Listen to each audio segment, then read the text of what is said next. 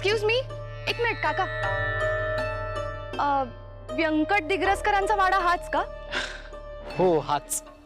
अच्छा, मला भेटायचं होतं त्यांना. तुम्ही ओळखता का?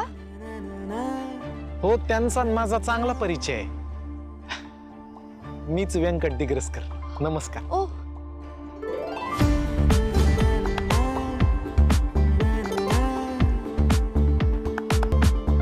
रामकृष्ण हरी. नमस्कार. मी श्रीकला पाटील, एक शिक्षिका आहे. शिक्षिका? अरे वा, मला शिक्षक लोकांना भेटायला अतिशय आवडतं. कारण शिक्षक म्हणजे विचार जागवणारी आणि समाज घडवणारी माणसं असतात. अहो, एवढी मोठी नाहीये मी, अगदी साधी शिक्षिका आहे. पण सध्या नोकरी सोडली आहे मी. हो का बरं? ऍक्च्युली नाशिक मधली ती कॅनडा इंटरनॅशनल शाळा आहे ना, तिथे मी टीचर म्हणून काम करत होते. पगार चांगला होता, वातावरणही चांगलं होतं. पण ज्या पद्धतीने ते आम्हाला मुलांना शिकवायला सांगायचे ना, ते काही रुचत नव्हतं माझ्या मनाला. पण नोकरी तर रोज जावं लागणार ना. माझ्या बाबांनी मला एकदा प्रश्न विचारला की श्रीकला, तू नोकरी करतेस, पगार कमवतेस, पण आत्मिक समाधान मिळतं का ग तुला? म्हटलं, आत्मिक समाधान म्हणजे बाबा? मग म्हणाले, अगं सुखाची शांत झोप लागते का? माझ्याकडे या प्रश्नाचं उत्तरच नव्हतं. गप्प बसले मी. तुमचे बाबा? ते इथलेच आहेत. येळवणे गाव आहे ना, त्या शाळेत ते 2 वर्ष नोकरीला होते.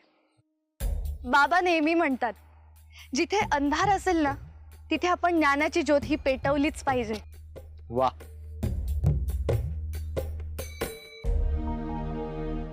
महाराज, माझ्या बाबांच्या आयुष्यावर तुमचा खूप मोठा प्रभाव आहे. नाही म्हणजे अनेक कीर्तनं ऐकलीत त्यांनी तुमची. बाबा नेहमी म्हणतात, माझं आयुष्य बदलून गेलं ते केवळ व्यंकट महाराज दिग्रसकरांमुळेच. नाही, बाबा ना तुमचं नाव घेतल्याशिवाय त्यांचा दिवसच जात नाही. खूप मानतात ते तुम्हाला. हो नाही हो, हा त्यांच्या मनाचा मोठेपणा आहे. बाकी करता करविता विठुराय आहे बघा. बर चला, मला सांगा काय काम होतं तुमचं माझ्याकडे? नाही, मला अहो जाऊ करू नका प्लीज. तुमच्या मुलीसारखीच आहे. बरं ठीक आहे, काय करू शकतो मी तुझ्यासाठी सांग. ऍक्च्युली मला मदत हवी होती तुमची. बोल ना. या गावात एक नवीन शाळा सुरू होती असं ऐकलं. मला शिक्षिकेची नोकरी मिळू शकते का? त्याचं काय आहे, शाळेचं असं आहे बर का, माझी सून इंद्रायणी आहे ना, ती विठूच्या वाडीमध्ये शाळा सुरू करण्यासाठी खूप प्रयत्न करते. ओ, म्हणजे अजून शाळा? नाही नाही, तसं नाही. सरकारनं शाळेसाठी जमीन दिलेली आहे. येत्या काही दिवसात तिथे इमारत बांधण्याचं काम सुद्धा सुरू होईल. पण काय आहे, सध्या आमच्या शेतात झाडाखाली शाळा भरते. गावातल्या काही गरजू विद्यार्थ्यांना महाले मास्तर, त्याच्यानंतर इंद्रायणी आणि आणखीन काही 3-4 शिक्षक मिळून शिकवतात. तिथंच वर्ग भरतात. महाराज, माझी एक रिक्वेस्ट आहे. मला अशा प्रकारच्या शाळेत शिकवायला खूप आवडेल. हवं तर मी पाया पडते तुमच्या, पण मला त्या शाळेत शिकवण्याची संधी द्याल का प्लीज? अगं विनंती कशाला करतेस तू? तुझी हरकत नसेल तर आपण आता माझ्या सुनेला म्हणजे इंद्रायणीला भेटू, म्हणजे तीच तुला या सगळ्याची नीट कल्पना देईल. अहो हरकत कसली, आवडेल मला. आणि त्या निमित्ताने या गावात मला एक नवीन मैत्रीणही मिळेल ना.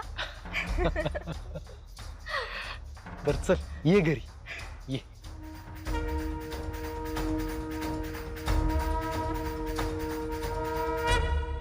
तुला चालेल ना मी त्याच्याशी बोललेलं?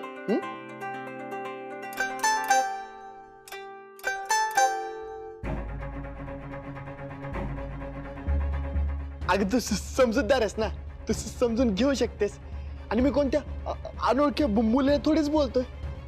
अगदी चिपरी काय दिसते तुला सांगू?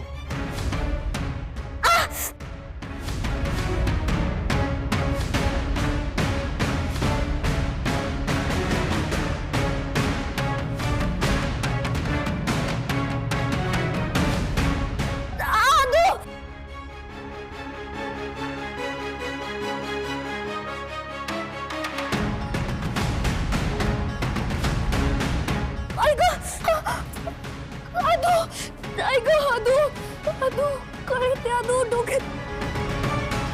इंदू ऐक अगं इंदू, अगं मी मस्करी करत होतो. ते जिपरी कोणीच नाही इथे. माहितीये मला. अगं काय झालंय पण? इंदू उठ. आदू आदू कळत आदू विठुराया. काय नाही होणार इंदू, काय नाही होणार. आणि डॉक्टरांना पण बोलवतो. अरे डॉक्टर नको आदू, डॉक्टर नको. थांब, मी तुझ्यासाठी पाणी घेतो. पाणी दे फक्त. मी मी मी आराम केल्यावर बरं वाटेल.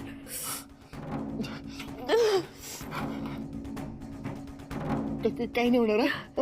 काय नाही होणार इंदू. अगं माझं प्रेम आहे तुझ्यावर. मी काय नाही होणार तुला. माहिती आहे मला. मी पाणी देतो तुला.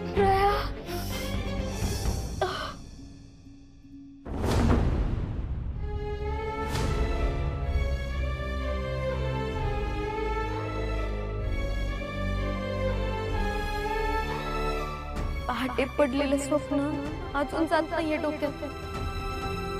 कोणतं संकट येणार आहे या घरावर?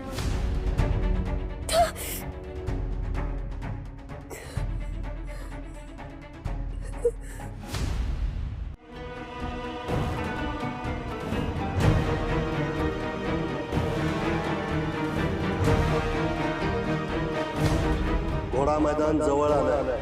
आपल्या घरावर संकट चालून येत आहे. या घरावर एक मोठं वादळ घोंगावणार आहे. तूच या घराचे रक्षण करतेय.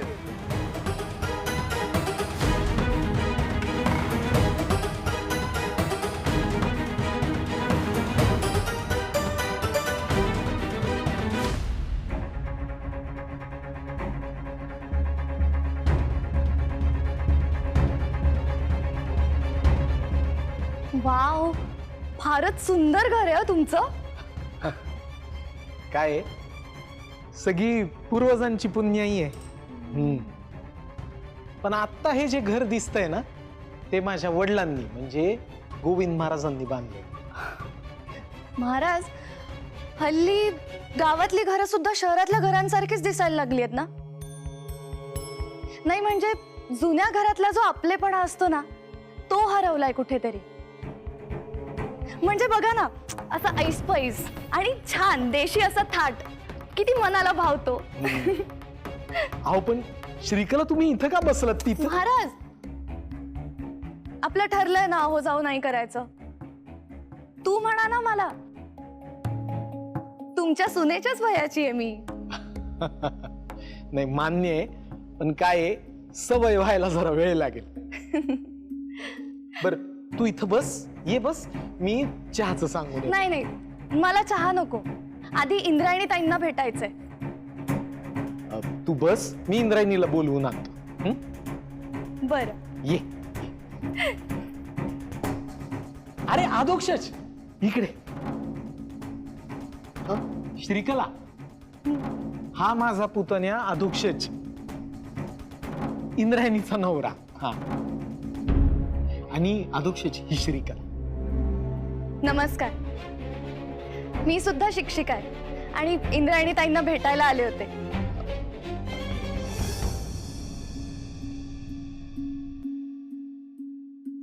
काका, इंदूला ना ताप आलाय, तर ती गोळी घेऊन झोपली.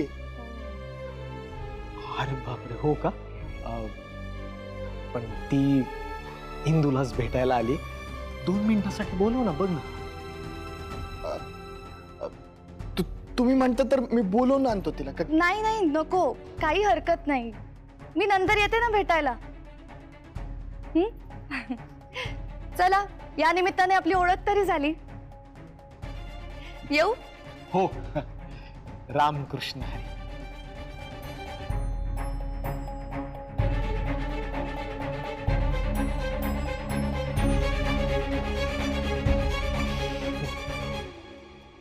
काका, ह्यांना कशासाठी भेटायचं होतं इंदूला?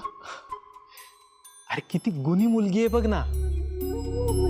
शिक्षिका आहे ती. आपल्या गावातल्या शाळेमध्ये शिकवायची इच्छा आहे तिला. त्या संदर्भात भेटायचं होतं इंदू. अधुक्षज, अशी जर तरुण मुलं मुली खेड्याकडे वळायला लागली ना, तर या खेड्यांचं चित्र पालटायला वेळ लागणार नाही.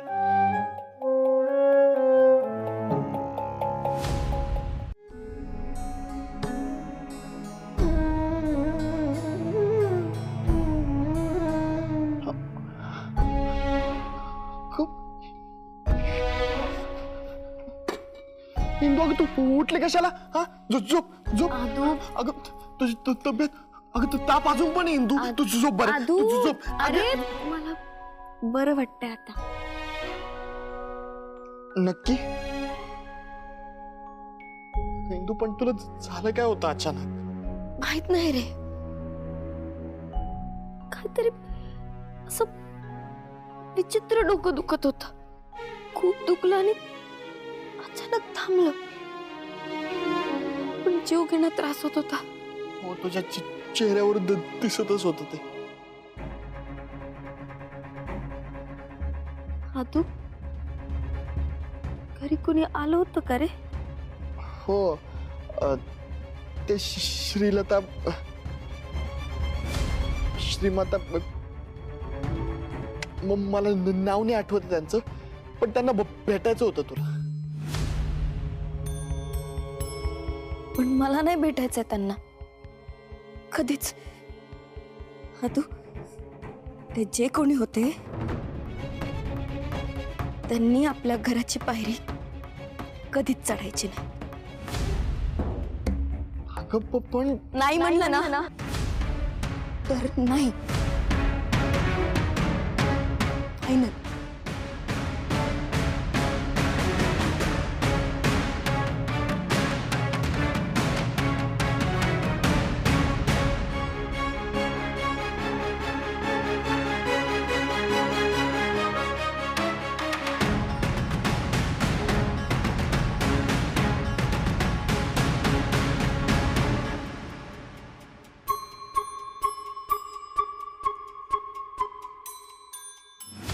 तू दिग्रसकरांचं हे घर अभंग ठेवू शकतेस.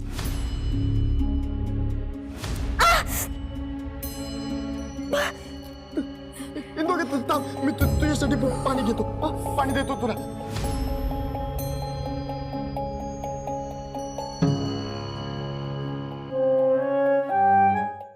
अचानक असं निगेटिव्ह वाईब्स आल्यासारखं का वाटायला लागलंय? ताप काय आलाय? डोकं काय दुखायला लागलं? न बघता त्या व्यक्तीला नाही का म्हणाले मी?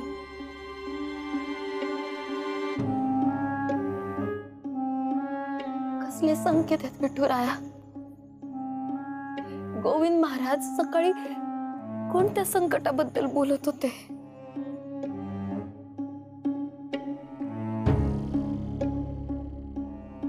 अचानक धास्ती वाटायला लागली. शांत हो इंदू, शांत हो, शांत हो, शांत हो. इंदू, काय ग अशी एकटीच स्वतःशी बोलत काय बसलीस?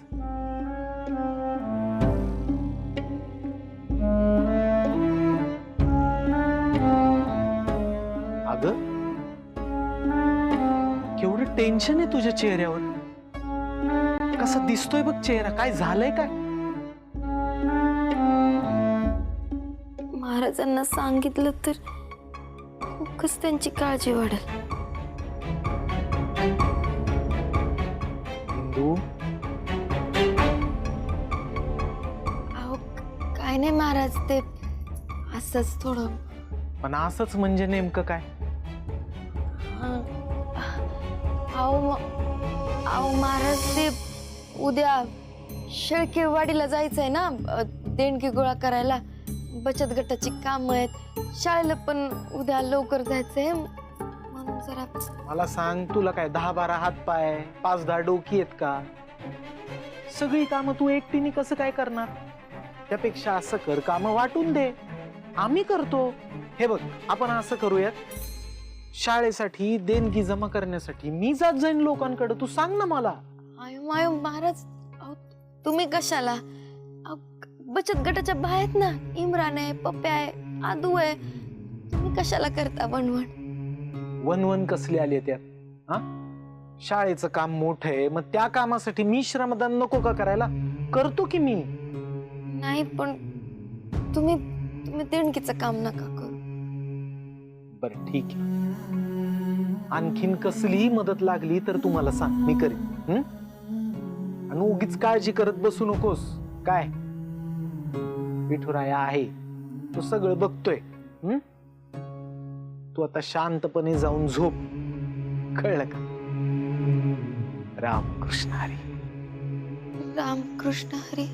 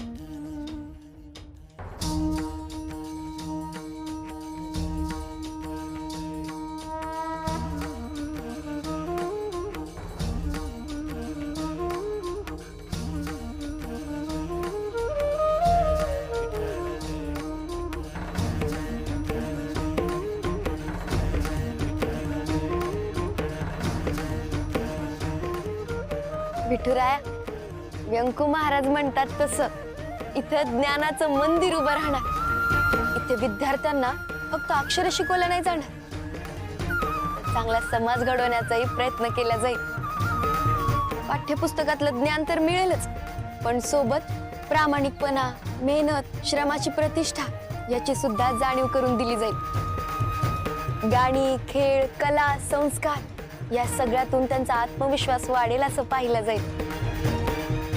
आपलं हे विद्या मंदिर अक्षर, संस्कार आणि संस्कृतीचा मिलाप असेल.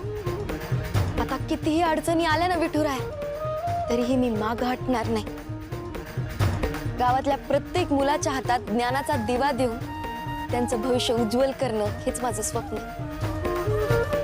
आणि तू तुझ्या या कार्यामध्ये मी पण तुझ्या खांद्याला खांदा लावून तुझ्या सोबत असणार नेहमी.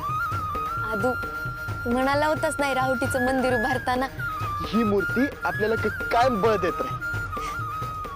खरंय बघ आदू, मी तर म्हणते आपली शाळा सुरू झाली ना की आपण इथेच एक विठुरायाचं छोटंसं मंदिर उभारू आणि इथंच त्याची एक कायमस्वरूपी स्थापना करू. विठुराया, ज्ञानाच्या प्रकाशाने अंधश्रद्धेचा, अज्ञानाचा अंधार कायमचा दूर हो आणि भीतीचं भूत पळून जाओ. विठुराया, पाठी राखा.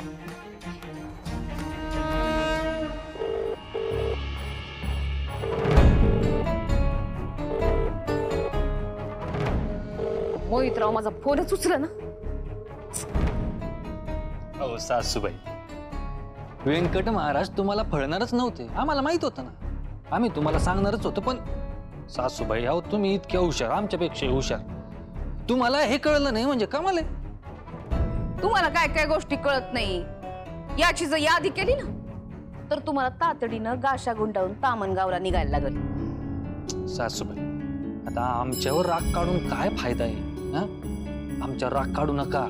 त्या मोहितरावाच्या रागाचा विचार करा, त्यांचा राग परवडणार नाही. त्यांचा राग आहे ना तुमचं उपसरपंच पद संकटात आणू शकतं. येस तर त्यांनाच फोन करत होते.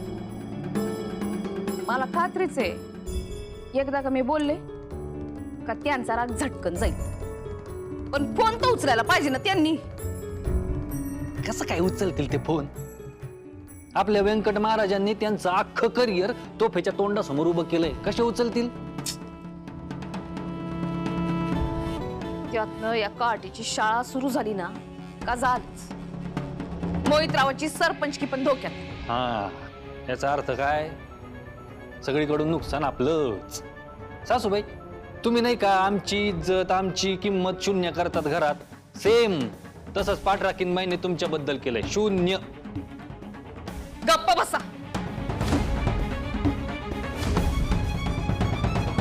सासूबाई आम्हाला गप्प करून काय फायदा आहे? परिस्थिती बदलणार आहे का त्याच्यानं? हा तसं पण तुम्ही इथं थांबून परिस्थिती सुधारणार नाहीच आहे. तेव्हा निघा. सासूबाई त्या व्यंकट महाराज आणि पाठराखीन बाईंचा राग आमच्यावर काढता ना तुम्ही? निघा म्हणलं ना.